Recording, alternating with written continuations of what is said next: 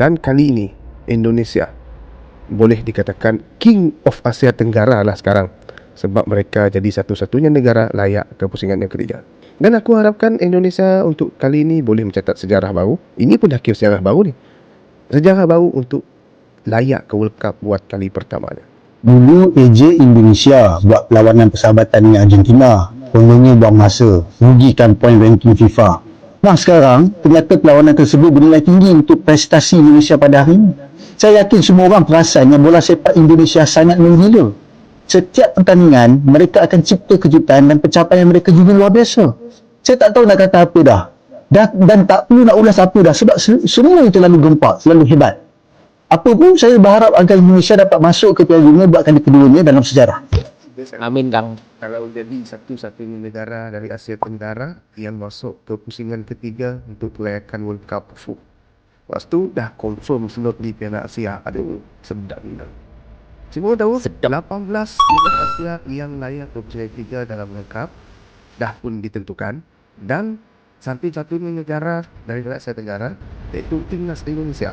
Kendalian Shin Tae-yong kali ini memberikan satu impak yang sangat besar. Aku pun katakan minat Indonesia sekarang ni sangat-sangat sayang dengan Shin Tae-yong. Kau bayangkanlah, daripada pencapaian yang terbaik di Piala Asia, kemudian Piala Asia hanya terjadi, ditambahkan lagi layak ke pusingan ketiga World Cup. Timnas Indonesia tahun ini memang betul berapi.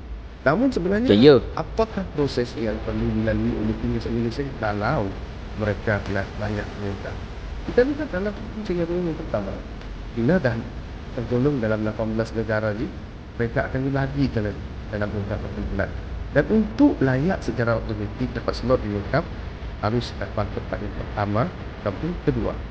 Andai kata lah mereka ni tak dapat nombor satu ataupun kedua, tapi mereka dapat tempat ketiga ataupun keempat, maka di sini akan bermula pusingan yang keempat. Dan untuk Kualitas pusingan keempat yang keempat, mereka harus menjadi juara dalam grup sini. Itulah bunyi banyak World Cup. Aku dengar ayat layak ke World Cup tu pun aku rasa macam bestnya. Dan andai kata tak dapat jadi juara tapi mereka dapat tempat kedua dalam pusingan keempat, maka mereka Playoff. menghadapi pusingan yang kelima dalam babak Masih ada Intercontinental jalan. Playoff. Itu sahaja tiket yang terakhir untuk Indonesia layak ke World Cup. Andai mereka gagal dalam peringkat yang pertama tadi, peringkat yang kedua, dan ini the last resort. Siapa tak bangga kalau tim negara jadi satu-satunya wakil daripada Asia Tenggara masuk ke round of 3 untuk kelayakan World Cup. Semua orang bangga. Dan aku tahu ini bukanlah kali pertama negara di Asia Tenggara ni layak dalam pusingan ketiga. Sebelum ni Dulu Thailand, buat untuk World Vietnam. Cup 2016. Dan kemudian Vietnam di bawah kendalian coach Korea juga. Mereka masuk ke round of 3 untuk kelayakan World Cup bagi edisi Qatar 2022. Dan kali ini Indonesia boleh dikatakan King of Asia Tenggara lah sekarang, King of sebab Asia. mereka jadi satu-satunya negara layak ke pusingan yang ketiga. Dan aku harapkan Indonesia untuk kali ini boleh mencatat sejarah baru. Ini pun dah kira sejarah baru ni. Sejarah baru untuk layak ke World Cup buat kali pertama. Timnas Indonesia sekali lagi mencipta sejarah. Dengan kemenangan 2-0 ke atas Filipina, Timnas Indonesia layak ke pusingan ketiga kelayakan Piala Dunia. Tim yang berletak dalam pusingan ketiga ni bukan cacalang. Ada Jepun, ada Korea Selatan, ada Iran. Malah bottom layer tu lain macam. World class orang cakap. Tapi yang paling penting, player favourite saya, Rizky Ridho, skor gol header. Kemenangan ni secara langsung melayakkan Timnas Indonesia ke Piala Asia 2027. Tak pelik pun dia orang ni layak. Sebenarnya dia orang ini memiliki pemain-pemain yang berkualiti dan berdisiplin. Untuk rakyat-rakyat Indonesia, kalian nikmatilah momen ini. Jangan harap atau dosa bikin heboh lagi guys. Barusan dia bikin tulisan di Instagram story eksklusifnya. Ini tulisan. Before no one want to play for Indonesia, and now they see we do good, and they want to go. Kurang lebih artinya gini. Sebelumnya nggak ada yang mau main. Nggak bagis. Lu pengen gak tuh? Oh, cerita gitu. Nah, dia bikin statik kayak gini, gitu-gitu buat siapa ya? Ada nggak hubungannya sama rumor yang berkembang pemain-pemain yang akan dinaturalisasi itu? Persiapan mau kita kan? Apakah ada hubungan sama nama-nama yang lama? Atau ada nama-nama baru gitu? Coba tuh. Komentarnya. Sika. Aduh, Gavin Pugna menyindir tampaknya pemain-pemain keturunan yang punya darah Indonesia di luar sana dengan bilang sebelumnya ini nggak ada yang mau bermain untuk Indonesia. Sekarang ketika mereka melihat kita ini bagus, kita ini berprestasi, mereka ini langsung pengen join. Ya sebenarnya menurut gua peristiwa ini ya dimana semakin banyak pemain keturunan kita di luar sana ya punya darah keturunan itu semakin mau main dengan kita ini adalah bukan sebuah hal yang harus dikeluhkan. Kenapa? Karena ini menjadi sifat yang alamiah. Karena secara logis aja siapa sih yang mau main di timnas yang tidak ada masa depannya? Itu kan yang terjadi di era sebelumnya timnas, ya kan? Paling cuma ada beberapa pemain yang memang punya misalkan eh, masa lalu janji kayak Hubner, kayak Ivar Jenner, terus kayak Elkan Bagot kalau nggak salah ya itu juga punya memori masa lalu, Shane Patinama yang dengan neneknya dan sebagainya. Tapi kan memang pemain-pemain lain itu menjadi warga negara Indonesia karena mereka tidak punya chance, mereka merasa bahwa mereka tidak punya peluang untuk bermain di negara mereka yang satu lagi, contoh Belanda, karena persaingan dan sebagainya. Kayak Tom Haye itu bisa, kalau buat kita kualitasnya luar biasa, tapi dibandingkan squad Belanda ya dia nggak masuk ya. Maka dari itu ya itu hal yang wajar dan memang kita kan maunya seperti ini ya kan. Ketika sepak bola kita prosesnya Kompetitif jadi. menanjak, maka akan semakin banyak nih pemain-pemain yang berkualitas. Bukan hanya kita ibaratnya sisaan lah, ibaratnya mereka nih memilih kita karena mereka tidak punya chance untuk bermain di negara yang satu lagi, tapi benar-benar pengen menjadi warga negara Indonesia, pengen membela timnas kita karena memang kualitasnya bagus. Itu semakin banyak. Itu kan kita pengen ke arah sana, sehingga kita ini bukan second choice tapi benar-benar first choice. Maka dari itu gua rasa ini justru positif. Ini menunjukkan bahwa negara kita benar-benar progres.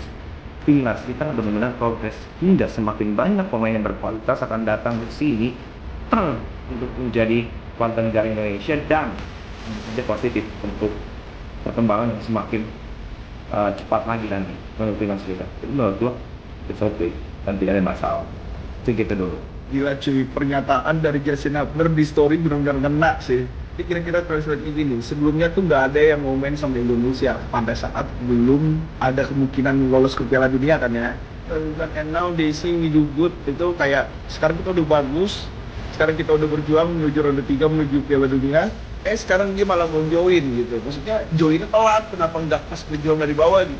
Panik. Iya. Gue setuju sih sama perkataan Justin Hubner, kayak ibaratkan lu kalau mau ngebela Indonesia 100% lu harusnya bela dari kemarin dong, pas lagi di bawah terpuruk-puruknya ya kan. Jangan pas udah masuk Piala Dunia lu mau join gitu. Gak tau ya, pernyataan ini gue setuju banget sih, karena kesel banget gak sih lu udah berjuang dari bawah, bener-bener lu nasionalis banget tuh pada saat Indonesia belum ke ronde 3 ya. Berjuang di ronde 2, berjuang di Piala Asia, and then di ronde masuk Piala Dunia lu mau masuk. Nah tapi guys, ya menurut pandangan gue pribadi juga, walaupun statement Justin Hubner ini bener, ini kayak statement ini sih kayak julid, kesel aja mungkin ya. Lagi pula kan Justin Indo banget nih berarti ya, punya DNA julid. Tapi bagi gue, kalau misalnya di ronde 3 ini kan sulit ya. Sulit banget menurut gue mah. Ini mah lu nggak ada chance yang gede, bahkan di bawah 50% lu untuk lolos ke Piala Dunia gitu. Dan lu butuh pemain yang bagus. Dan pemain yang bagus ini sangat amat dibutuhin menurut gue pribadi sih. Kalau ada pemain yang oke, emang benar-benar levelnya oke, top grade untuk masuk ke timnas Indonesia, ya kita harus welcome. Gak boleh yang nyinyir-nyinyir gitu lah. Jadi misal nanti nih, kayaknya beberapa hari lagi atau beberapa minggu atau beberapa bulan ada berita baru soal pemain timnas yang baru, mungkin dia grade A, top grade, ber-MM, market value-nya, ya kita harus bersyukur, alhamdulillah gitu. Karena ya kita butuh amunisi juga untuk ke Piala Dunia. Jadi untuk statement Justin Hubner nih cuma kita anggap aja statement lewat aja ya. Pula ini statement juga bener, ada benernya, nggak salah. Ini justru statement yang menunjukkan bahwa Justin Hubner tuh nasionalisnya tinggi. Dia tuh nunjukin kalau dia tuh bener-bener cinta banget dari lama. Dan dia udah nunjukin hasil kerja kerasnya atas cintanya tersebut gitu. Keren Justin. Ya jadi kalau misalnya ada pemain yang top grade, bagus, datang, join, ya masih fine aja sih menurut gua. Bahkan kita butuh kan untuk di ronde 3. Ya kita realistis aja lah ya untuk hal-hal yang begini. Nah itu aja, semoga timnas kita masuk Piala Dunia. Tapi gua lebih optimis Piala Dunia 2030 tahu daripada 2026. Kasih aja ya. Breaking news guys, ada info terbaru nih. Justin Hubner via Instastory. Sebelumnya tidak ada seorang pun yang mau bermain untuk Indonesia. Dan sekarang mereka melihat kita bermain bagus dan mereka ingin bergabung. Orang lucu. Loh, ini malah sebuah keuntungan bagi timnas Indonesia untuk memanggil para pemain diaspora, para pemain yang memiliki keturunan Indonesia yang bermain di liga-liga bergengsi di Eropa untuk bergabung, untuk join ke timnas Indonesia.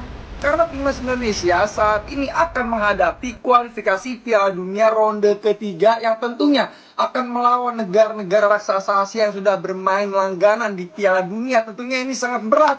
Maka dari itu ini sebuah keuntungan untuk pemain-pemain diaspora yang bermain di liga bergengsi di Eropa untuk join ke timnas Indonesia. Kita harapkan oleh Romeni, Kevin Dix, Jared Edward dan Marcel Jers secepatnya menyegerakan bergabung ke timnas Indonesia. Bravo!